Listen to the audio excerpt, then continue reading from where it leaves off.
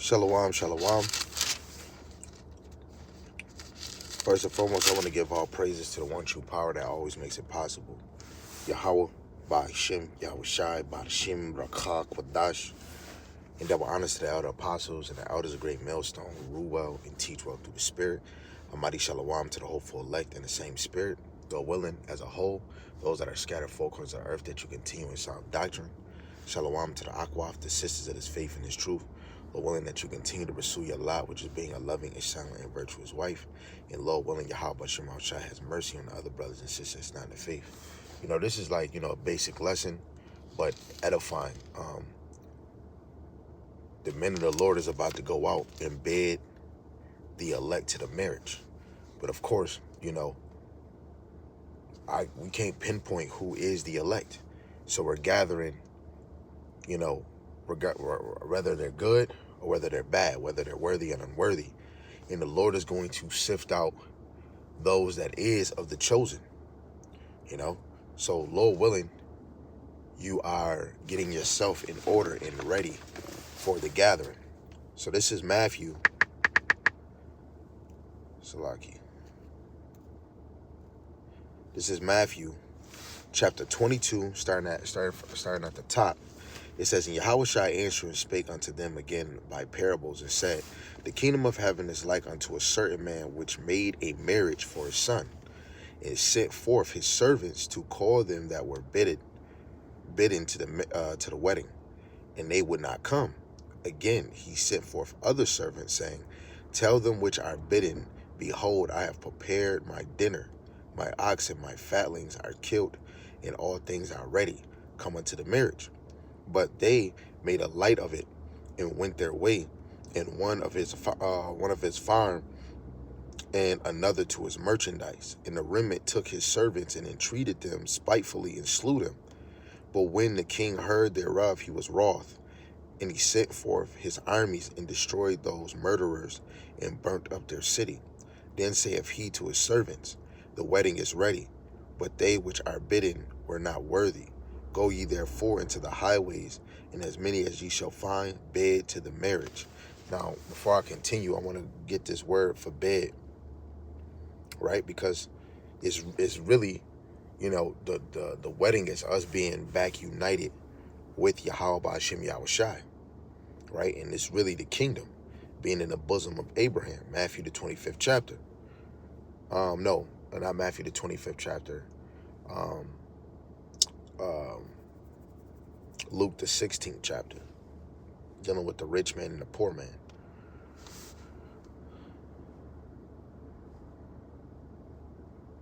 So bed, in the Greek, this is the word for bed.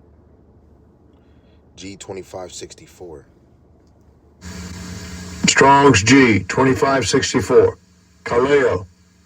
Kaleo, meaning to call aloud, utter in a loud voice, to invite, right? Good or bad. To call, to name, by name.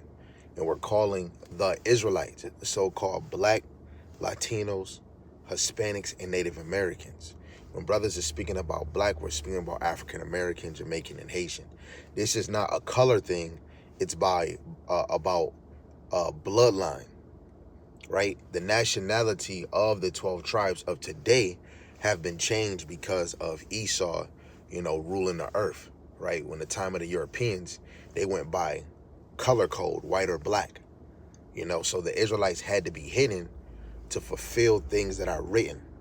But now, us getting ready is us getting that quickening spirit being made alive, right? The men of the Lord calling you by name, and we're calling you to the name of Yahweh Ba'Shem Yahweh Shai, right? So I want to get something, because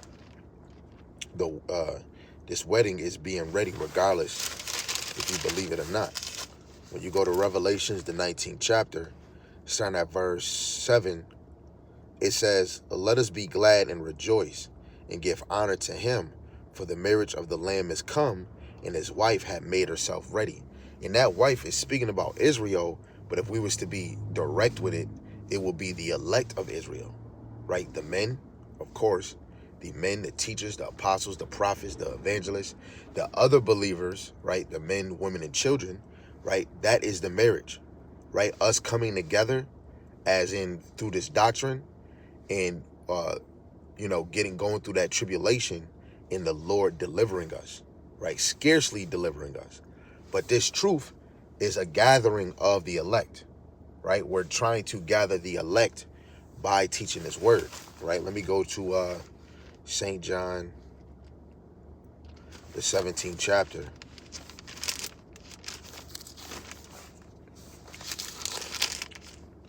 Verse 20, it says, neither pray I for these alone. Yahushua didn't just pray for the teachers or the 144,000, right? Those that are apostles, prophets, evangelists, the pastors, the teachers of his word, but for them also which shall believe on me through their word, which is the other believers, other men that are not teachers, women and children, right?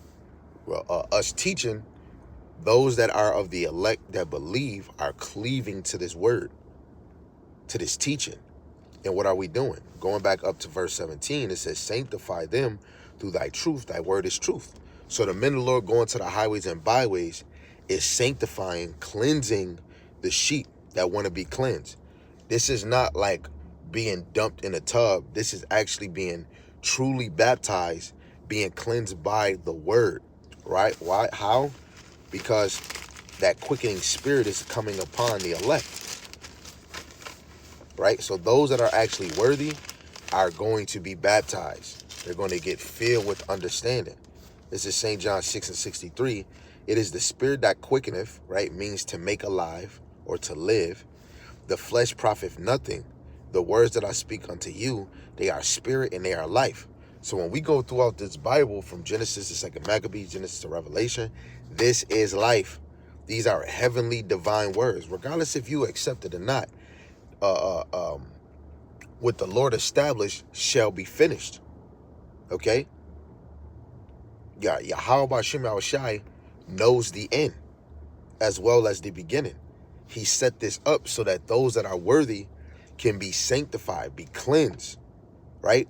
So that they can understand the things that are written aforetime was written for our learning, for us to truly be educated, for us to be edified, for us to be builded. That's what edify means, to be built up, okay? So back to Matthew 22, verse 9 again. It says, go ye therefore into the highways, and as many as ye bid,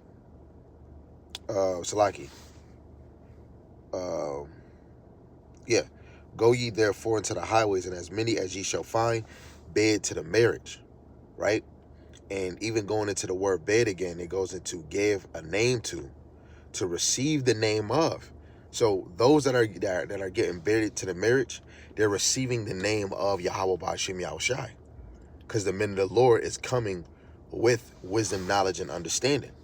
Verse 10, it says, so those servants went out into the highways and gathered together all as many as they found, both bad and good, and a wedding was furnished with guests. Right? Now, that just made me think of, because it is some people that are unworthy that's getting this word, right? Where we at? 2nd Ezra is the 14th chapter. Even though, Ezra at the time was writing the first 5 books of the Bible over again. This is 2nd Ezra chapter 14, starting at verse 45. It says, and it came to pass when the 40 days were fulfilled that the highest spake, saying, the first that thou hast written, publish openly, that the worthy and the unworthy may read it. So while the men of the Lord of today is teaching, they're teaching to those that are worthy and unworthy. Those that are worthy is getting built it up, right, with the arm of the Lord, especially if they're understanding, if they're getting that oil, the oil, they're being consumed by the oil, which is the understanding, right? Lesson after lesson, breakdown after breakdown, homology, understanding, Strong's concordance of Greek words, right? Hebrew words, so that they can actually be built up as a believer, right? Let's go to Romans, right? Because while they're getting bid to the marriage, they're being students, having a readiness mind of hearing the word. This is Romans the 10th chapter, starting at verse 10, Romans the 10th chapter, verse 14, it says, how then shall they call on him in whom they have not believed? And how shall they believe in him of whom they have not heard? And how shall they hear without a preacher? Right? Unless somebody telling them what's going on from Genesis to Second Maccabees, Genesis to Revelations. How are they going to believe? Right? So for us to believe in Yahweh Shem Al Shai, we need teachers so that we can understand what is going on. Right? This is why the Lord set up men in this thing at different times. Right? That's why when you go to 2nd Ezra 7th chapter, he men came in this thing one at a time at different times. Okay? Because this is dangerous on the left and the right hand side. But it's all beneficial for the elect to be edified. Okay? Verse 15, it says, and how shall they preach except they be sent? As it is written, how beautiful are the feet of them that preach the gospel of peace and bring glad tidings of good things. But they have not all obeyed the gospel, for Isaiah saith, Lord, who have believed our report? And that report that he was speaking of is Israel. He was speaking about Yahushai and Israel.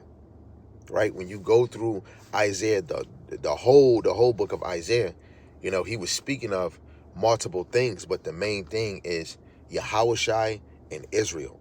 Okay, verse 17, it says, so then faith cometh by hearing, and hearing by the word of God. So for us to understand and see Yahushai, we would have to go throughout the whole Bible, and we would have to be ready to hear the word, right? Understand what's going on.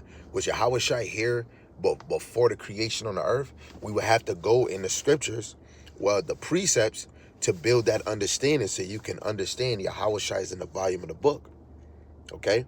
And the same adjust going through the Bible to understand the Lord is still dealing with Israel as being the head nation, the favorite nation, the holy nation, set apart nation, the peculiar nation out of all nations on the earth. And that the kingdom, this earth is going to be established in righteousness under Yahushai and the elect of Israel. And the nation of Israel as a whole is going to be the rulers of the earth. Okay? And it takes time for you to be builded up. Okay? When you go to verse 18, it says, but I say, have they not heard? Yes, verily, their sound went into all the earth, and their words into the ends of the earth. What did the Lord do? The Lord sent the men four corners of the earth, wherever he needed you to teach. Just like what he did in a time where Yahushua had 70 disciples. This is Luke, the 10th chapter. It says, verse 1, it says, these things the Lord appointed other 70 also, and sent them 2 and 2 before his face into every city and place whither he himself would come. So even in that same time, wherever he sent the 70 2 by 2, he sent them to places that he would go teach. Through the Spirit, the Lord is raising up his teachers again, and he is sending them where he would go and teach. That's why you got to really think where the Lord set you up to actually set up shop, to be about his business, teaching his word. And through the Spirit is where he would go and teach. So this is why, Lord willing, I could do this other lesson, that we should be grateful, like the brother Shem Yawala, he did a lesson the other day on, we have to be grateful for what Yahweh Shem Al Shai has done for us, what he's going to do for us. Okay, this truth alone is what is setting us free. The truth shall set you free. How is the truth setting us free? It's setting us free mentally, right? Allowing us to get back to turning to Yahweh Ba'ashem Yahushai, depending on Yahweh Ba'ashem Yahushai. A precept came to mind. This is St. John chapter 8, in verse 31. It says, then said Yahushai to those Jews which believed on him, if ye continue in my word, then are ye my disciples. And I'm just saying through the Spirit. Pastor Tahar been in this thing for 40, Pastor Gabar 35, the next one is 30, so on and so on. And even for you brothers that's coming in this thing now, you have to think in your mind to endure to the end. Occupy until it's coming, until Yahushua return. Regardless if it's 40, 30, 10, 5, you want to be diligent in this thing. So when the Lord returned, he can see his servants working. Okay? So he said, if ye continue in my word, then ye are my disciples. You are his students. You are his learners. You are his pupils. And ye shall know the truth, and the truth shall make you free. It's making us free spiritually and mentally, right? We're knowing who he is. We're with now when you come in this truth, is you saying like, I know my purpose. My purpose is to serve Yahweh Ba'ashem Yahushai. Hey, some of us as fathers, hey, you add on that purpose to be a father. Hey, you might be a husband you might have a wife, you might have wives, right? The Lord, your purpose is to serve Yahweh Ba'ashem Yahushai, lead your family to Yahweh Ba'ashem Yahushai. Your purpose is intertwined fully with Yahweh Ba'ashem Yahushai, right? Literally, those that are the elect, those that are the true believers, their life is towards Yahweh Ba'ashem Yahushai's purpose, you know?